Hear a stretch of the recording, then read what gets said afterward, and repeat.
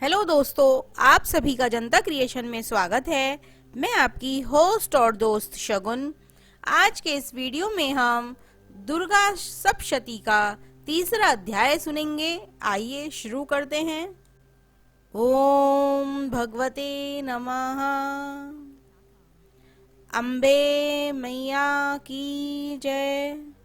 तीसरा अध्याय, सेनापतियों सहित महिषासुर असुर का वध।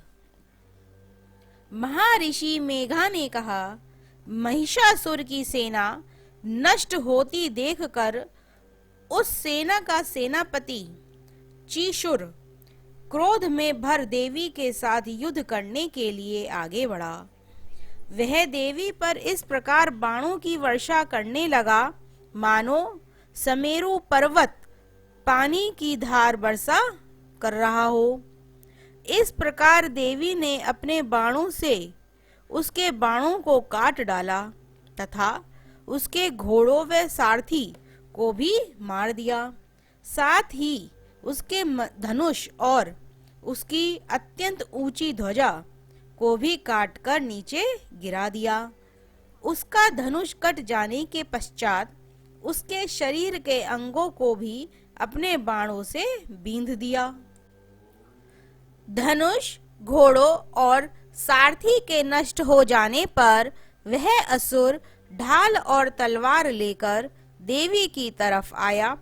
उसने अपनी तीक्ष्ण धार वाली तलवार से देवी के सिंह के मस्तक पर प्रहार किया और बड़े वेग से देवी की बाईं भुजा पर वार किया, किंतु देवी की बाईं भुजा को छूते ही उस दैत्य की तलवार टूटकर दो टुकड़े हो गई और नीचे गिर गई।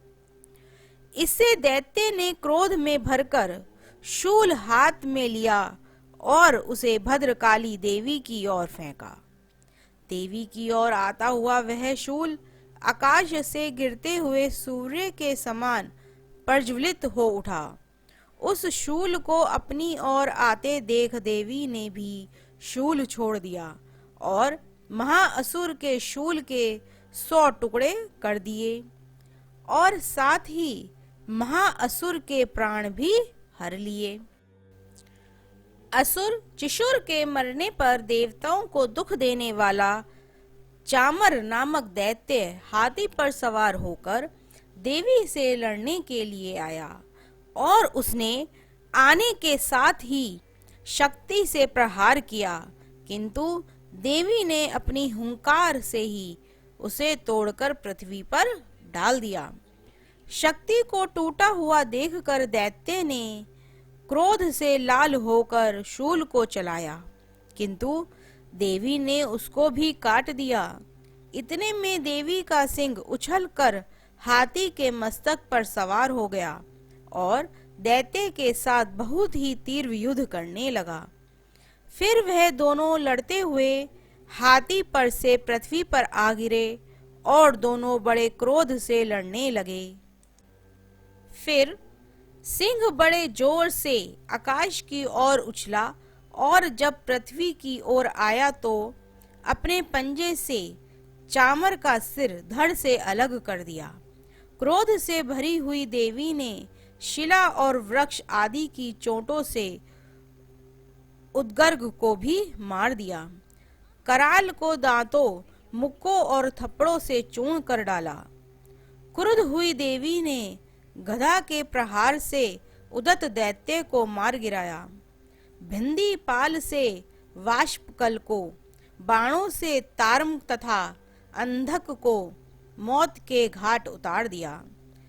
तीनों नेत्रों वाली परमेश्वरी ने त्रिशूल से उग्रास्थ, उग्रवीर्य और महाहनु नामक राक्षसों को मार गिराया।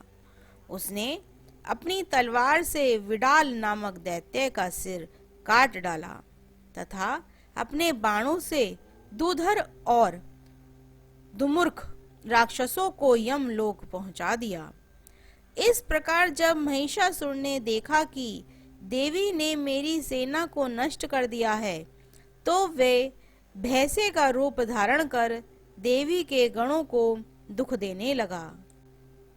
उन गणों में कितनों को उसने मुख के प्रहार से, कितनों को खुरों से, कितनों को पूंछों से, कितनों को सींगों से, बहुतों को दौड़ा के वेग से, अनेकों को सिंहनाद से, कितनों को चक्कर देकर और कितनों को श्वास वायु के झोंकों से पृथ्वी पर गिरा दिया।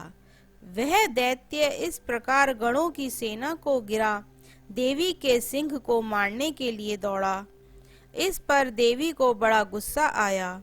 उधर दैत्य भी क्रोध में भरकर धरती को खुरों से खोदने लगा तथा सींगों से पर्वत को उखाड़ उखाड़ कर धरती पर फेंकने लगा और मुख से शब्द करने लगा कि महिषासुर के वेग से चक्कर देने के कारण पृथ्वी क्षुब्ध होकर फटने लगी। उसकी पूंछ से टकराकर समुद्र चारों ओर फैलने लगा। हिलते हुए सींगों के आघात से मेघ खंड खंड हो गए और श्वास से आकाश में उड़ते हुए पर्वत फटने लगे। इस तरह क्रोध में भरे हुए राक्षस को देख चंडिका को भी क्रोध आ गया और वह उसे मारने के लिए क्रोध में भर गईं। देवी ने पाश फेंक कर दैत्य को बांध लिया और उसने बंध जाने पर दैत्य का रूप त्याग दिया और सिंह का रूप बना लिया। और ज्यों ही देवी उसका सिर काटने के लिए तैयार हुई कि उसने पुरुष का रूप बना लिया जो कि हाथ में तलवार लिए हुए था। देवी ने तुरंत ही अपने बाणों के साथ उस पुरुष को उसकी तलवार ढाल सहित बींध डाला। इसके पश्चात वह हाथी के रूप में दिखाई देने लगा और अपनी लंबी सूंड से देवी के सिंह को खींचने लगा और गर्जने लगा। देवी ने अपनी तलवार से उसकी सूंड काट डाली। तब राक्षस ने एक बार फिर भैंसे का रूप धारण कर लिया और पहले की तरह चर अचर जीवों सहित समस्त त्रिलोकी को व्याकुल करने लगा। इसके पश्चात क्रोध में भरी हुई देवी बारंबार उत्तम मधु का पान करने लगी और लाल लाल नेत्र करके हंसने लगी। उधर बल वीर्य तथा मद से क्रुद्ध हुआ दैत्य भी गरजने लगा।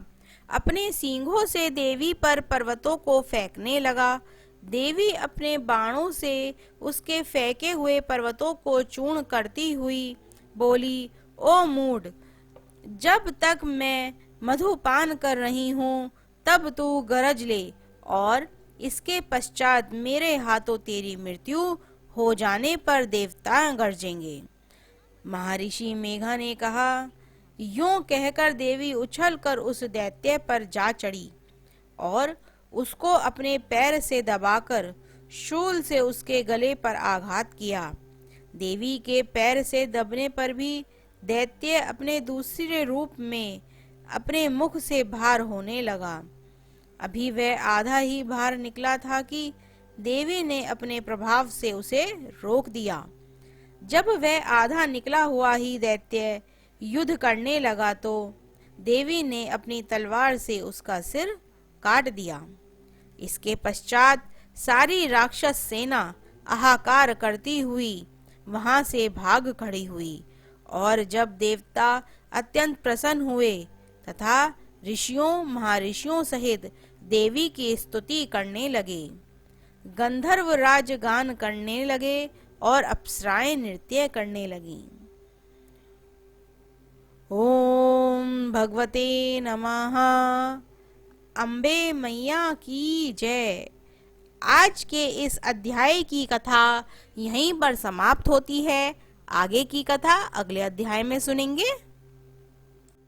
दोस्तों, अगर आपने अभी तक हमारा चैनल सब्सक्राइब नहीं किया है तो जल्दी से कर दीजिए और हाँ, बेल आइकन जरूर दबाएं जिससे हमारी आने वाली नई वीडियोस की नोटिफिकेशन आपको मिलती रहे। Thank you friends watching this video. Do not forget to like, share and subscribe.